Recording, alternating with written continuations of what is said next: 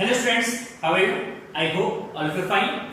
Students, today we are going to discuss some numerical of chapter electromagnetic inductions.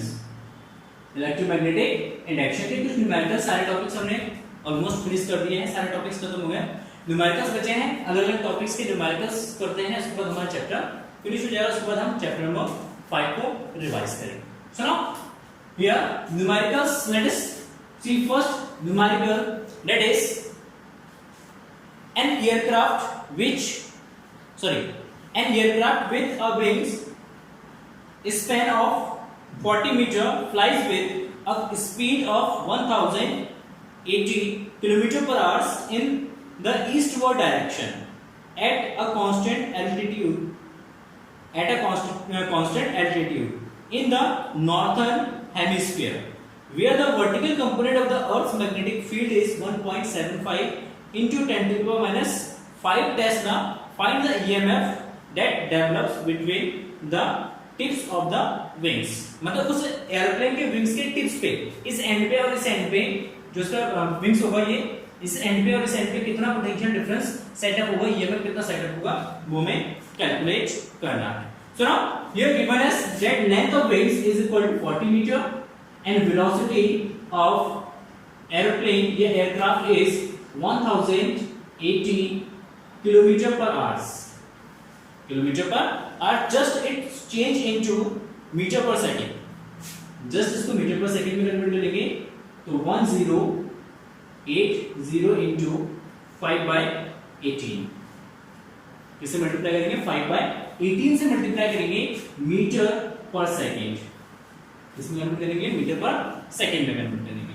And the vertical component of magnetic field is given as 1.75 into 10 to the power minus 5 Tesla.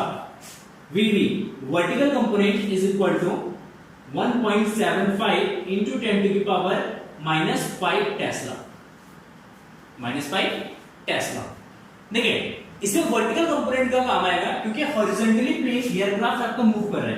जब horizontally move करेगा तो जो vertical component होगा magnetic field का, उसी को cut करेगा ये, तभी उसके विंग्स पे ईएमएफ इंड्यूस होगा, क्योंकि ये हॉरिजॉन्टल मैग्नेटिक फील्ड के डायरेक्शन में है. जब हॉरिजॉन्टल मैग्नेटिक फील्ड के डायरेक्शन में होगा तो कोई ईएमएफ इंड्यूस नहीं होगा.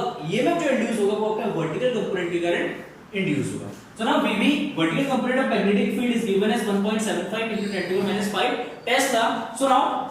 So EMF which is induced in the tips of the wings is equal to VBL. क्या है आपका VBL. ये को फॉर्मूला होता है. यहाँ पे V जो है VB यूज करेंगे तो VB vertical component that is 1.75 into 10 to the power minus 5 into 1080 into 5/18 into V is equal to L is equal to 10.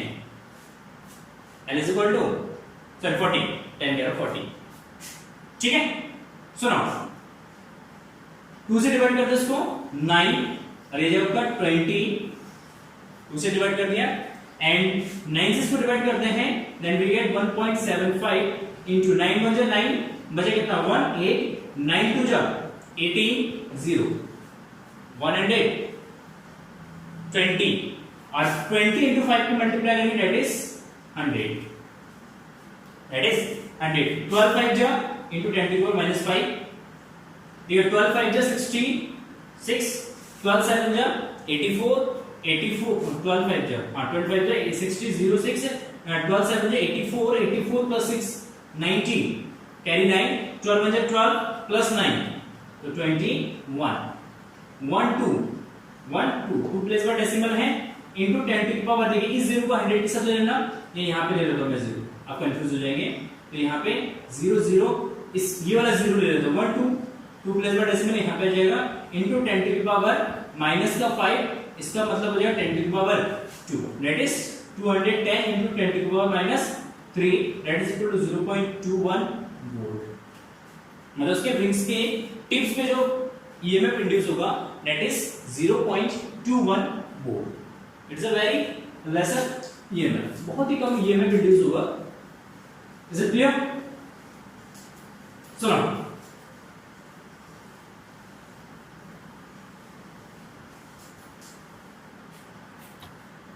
Next question, और railway track running north south has two parallel rails 1 metre apart, calculate the value of induced EMF between the rails.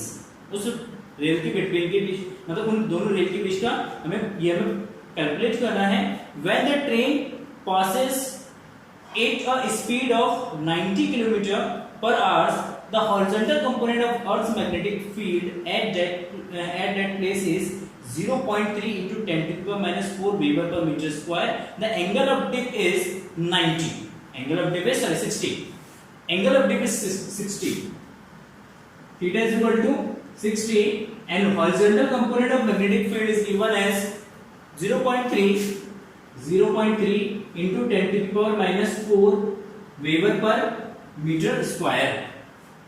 10 to the minus 4 Weber per square. देखिए यहाँ पे जो हमेशा जो EMF induce होगा, चाहे वो रनिंग ट्रैक हो या आपका एयरक्राफ्ट है, हमेशा जो ईएमएफ इंड्यूस होगा उसके विंग्स पे या उसके रेलवे ट्रैक के क्रॉस, तो वो हमेशा होगा आपका vertical component of magnetic field. Vertical component के कारण होगा। तो यहाँ पे वर्टिकल कंपोनेंट क्या होगा? यहाँ पे simply we know that tan theta is equal to v upon vh, then vb is equal to vh into tan theta, then substitute the value 0.3 into 10 to the power minus 4 into tan theta, tan 60 and tan 60 value root 3, that is 0.3 root 3 into 10 to the power minus 4 tesla. Weber per metre square को हम tesla भी लिख सकते हैं यहाँ पे। Clear? So next we have given it length of the length between the track, that is 1 meter, and we have given the speed of the train. Speed of train is equal to 90 km per hour. Speed देगा 90 km per hour. So now 90 km per hour को metre पर second में convert कर लेंगे, that is 5/18। इसको divide करेंगे, 5 times divide होगा, यह 25 मीटर पर सेकंड। तो v is equal to 25 meter per second. Then EMF induced between the railway track, that is VB into V into L, and VB is equal to root 3 into 0.3 into root 3 into 10 to the power minus 4 into V. V is equal to 25 into L is equal to 1. This is multiplied by 75, so 7.5 root 3 into 10 to the power minus 4 volt. ठीक है, मतलब इतना negligible EMF जो है railway track के cross induce हो। ठीक है, चलिए इसी में एक बहुत ही शानदार सा क्वेश्चन करते हैं, बहुत ही बढ़िया क्वेश्चन करते हैं।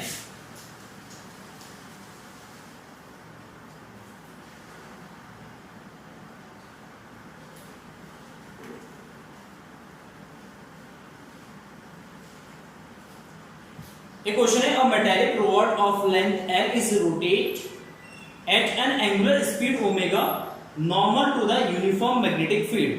Normal to the uniform magnetic field. B, write expression for the induced EMF in the rod. Second, current induced, and third, heat dissipated if the resistance of rod is R. ठीक है, heat भी हमें निकालना है कि heat कितना वो consume कर रहा है या कितना डिसिपेट कर रहा है, कितना एमिट कर रहा है, वो भी हमें कैलकुलेट करना है। So now let us see here that a uniform magnetic field is here, that is B. एक यूनिफॉर्म मैग्नेटिक फील्ड है B, और इसी यूनिफॉर्म मैग्नेटिक फील्ड में एक रॉड जो है आपका वो ओमेगा वेलोसिटी से क्या कर रहा है, रोटेट कर रहा है एट अ सर्कुलर पाथ। इस सर्कुलर पाथ पे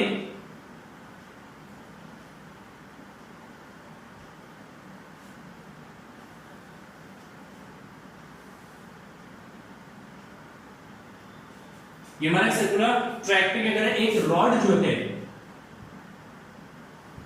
जिसकी लेंथ L है, ये रॉड है, यहां पे ओमेगा स्पीड से क्या कर रहा है, रोटेट कर रहा है। It is the centre of the circle. क्या है, centre of the circle.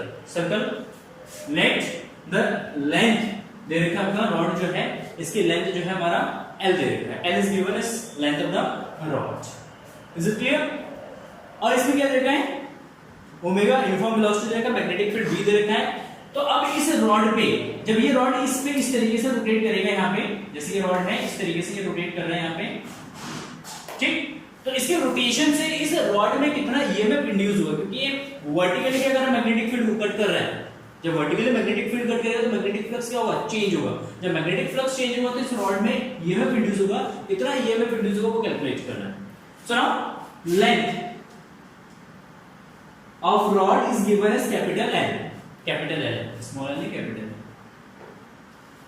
Angular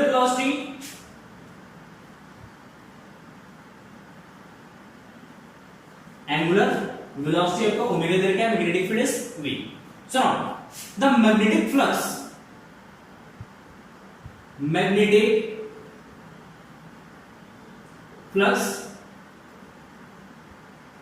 linked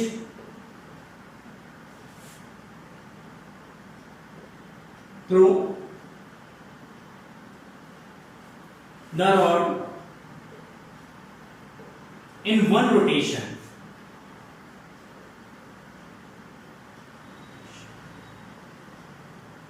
ठीक है। The magnetic flux link through the rod in one rotation, जब ये वन रोटेशन कंप्लीट करेगा तो वन रोटेशन जब कंप्लीट करेगा कितना मैग्नेटिक फ्लक्स लिंक करेगा, that is phi is equal to b into area of circle. ये जो सर्कुलर पाथ पे रोटेट कर रहा है ना, तो एरिया ऑफ सर्कल यूज करेंगे यहां पे,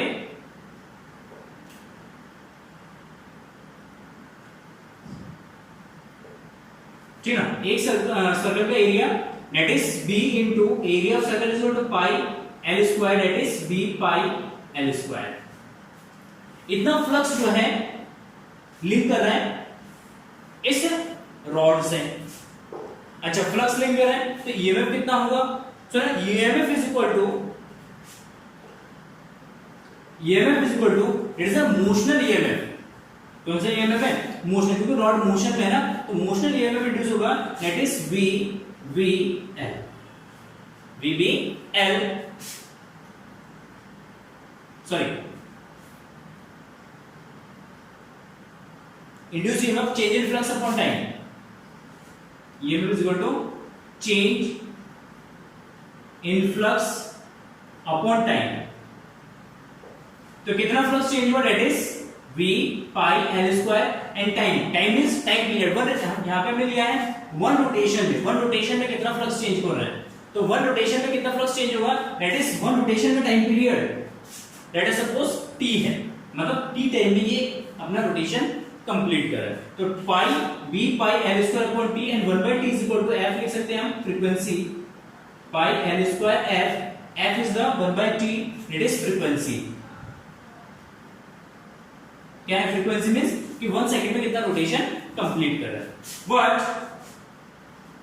frequency f is equal to 2 pi by omega, frequency f is equal to क्या है 2 pi by ओमेगा, तो यहां पे f is equal to sorry omega upon 2 pi होता है, ओमेगा अपॉन 2 pi, ठीक है। तो f यहां पे यूज करेंगे omega upon 2 pi, then we get EMF is equal to b pi L square into omega upon 2 pi, pi से pi cancel, then we get 1/2 b L square omega, This is the EMF which is induced in this rod में इतना EMF induce होगा। Next हमें निकालना है current induced, कितना current induce हुआ है, तो current I is equal to EMF upon R, that is suppose R is the resistance of the rod which is given in the question, ठीक है। तो EMF upon R, so now EMF is equal to 1/2 b L square omega by R, भेजेगा b L square omega upon 2R ampere. इतना current इसमें induce होगा इस rod में। And next the heat which is dissipate in this process, इस process में कितना heat आपका जनरेट हो रहा है वो निकालेंगे। तो heat is represented by Q, heat Q is equal to, देखिए Q या H से भी रिप्रेजेंट करते हैं इसको, H इज इक्वल टू होता है आपका V square upon R into T, V square R into T होता है ना। तो यहाँ पे सिंपली ये जो EMF का स्क्वायर, E का square into T by R। So now E square, E is what 1/4, square करेंगे इसका 1/4 B स्क्वायर L की power 4 and omega square by R into T, T is the time period, इस time period यहाँ पे use या small T use कर लेते हैं, किसी भी टाइम इंटरवल के लिए निकाल सकते हैं यहाँ पे। तो ये आपका Q is equal to V square L की power 4 omega square by 4R into T, ये हो जाएगा आपका। इतना हीट जो है यहाँ पे जनरेट हो रहा है, ठीक है, एट अ टाइम टी। ये इसका करंट हो जाएगा, induce current, and this is the EMF. ठीक, चलिए नेक्स्ट क्वेश्चन देखते हैं।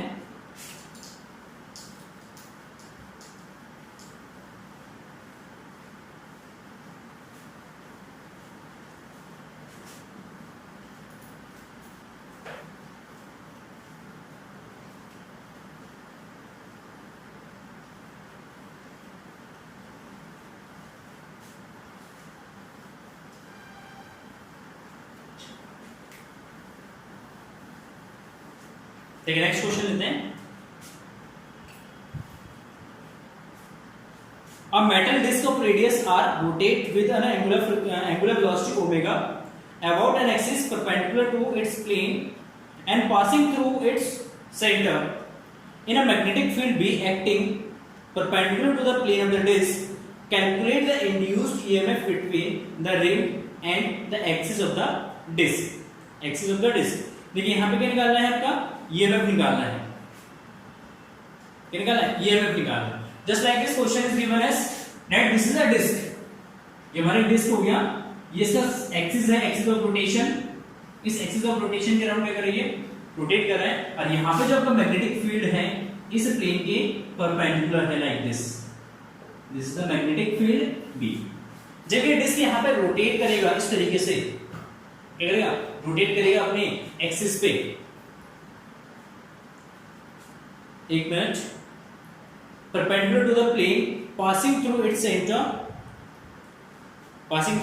in a magnetic field B acting perpendicular to the plane of the disc। हाँ सही है, perpendicular है। तो जब ये डिस्क रोटेट करेगा मैग्नेटिक फील्ड में तो कितना EMF इंड्यूस होगा वो कैलकुलेट करना है।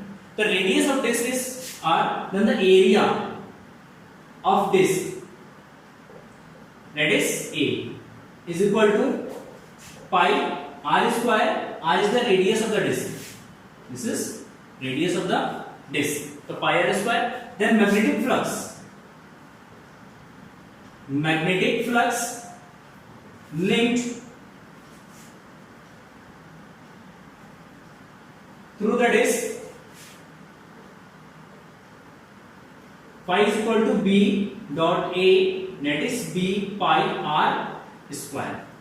तो जब तो पाई हो जाएगा that is B into pi R square। तो EMF जनरेट करना है यहाँ पे, EMF सुनाओ, ठीक है, सिंपली तो EMF E is equal to phi upon T, change in magnetic flux divided by time, then phi upon T, so now phi is equal to B into pi R square by T, and 1 by T is equal to F, so B pi R square and 1 by T is equal to F, and F is the frequency of the disc, and frequency F is equal to what, omega upon 2 pi, omega अपन कितना जाएगा 2 पाई, यहाँ पे introduce करेंगे इसको, तो E is equal to जाएगा B into pi R square divided by B pi R square divided by 2 pi into omega, तो pi से pi कैंसिल हो जाएगा, then 1 by 2 B omega R square। This is the EMF which is induced at the ring of the disc। ठीक है, clear है, चलिए, thank you for watching this video, have a nice day, bye bye.